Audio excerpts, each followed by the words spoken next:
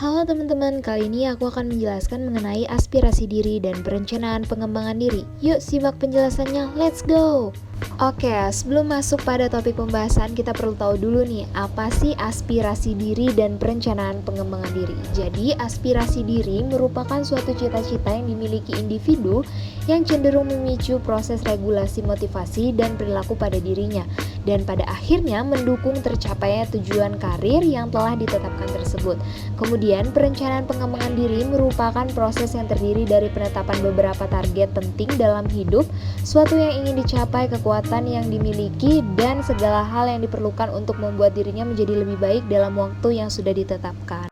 Lalu, apa rencana jangka panjang yang harus saya lakukan? Yang pertama adalah mengoptimalkan masa studi S1 dalam rentan waktu 3,5 tahun. Dan yang kedua, membuat kegiatan desa dengan tujuan mempertahankan nilai budaya. Dan yang ketiga, bekerja sebagai seorang HRD. Lalu, apa tujuan spesifik saya untuk mencapai sebuah karir tersebut? Yang pertama ialah mengasah ilmu psikologi yang saya dapatkan selama pendidikan S1. Yang kedua, untuk mengembangkan sumber daya manusia pada perusahaan sesuai dengan perkembangan zaman. Yang ketiga, memotivasi para pengangguran untuk mengasah soft skill yang ada pada diri mereka. Dan yang keempat, membangun relasi dan berfokus pada kegiatan masyarakat.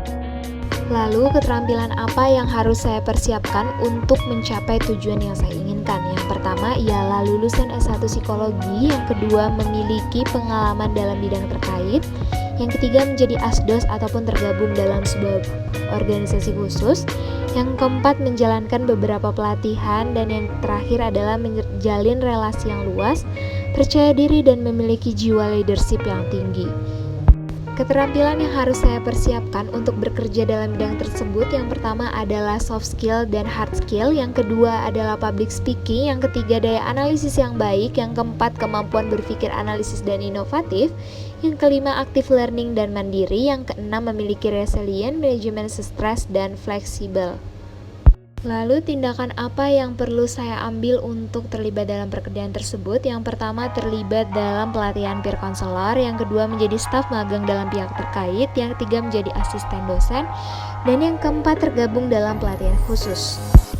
Saya akan menyelesaikan pelatihan saya. Yang pertama ialah menyelesaikan studi S1, yang kedua mengoptimalkan pengalaman yang saya miliki, yang ketiga mengoptimalkan standar IPK saya. Lalu, kemampuan dasar apa yang harus dimiliki untuk menjadi seorang HRD? Yang pertama, organization.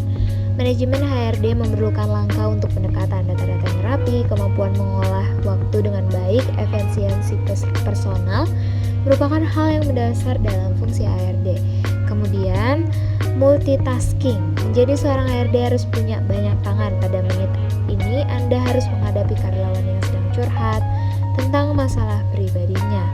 Menit berikutnya, membereskan klaim biaya meeting yang akan diajukan oleh karyawan lain. Yang selanjutnya adalah dual fokus. Profesional HRD harus mampu untuk berdiri di tengah-tengah antara kepentingan dengan kebutuhan karyawan. Oleh sebab itu, kita harus mampu mengambil keputusan untuk melindungi karyawan kita. Oke, sekian presentasi dari saya. Thanks me later. Thank you everyone. Bye.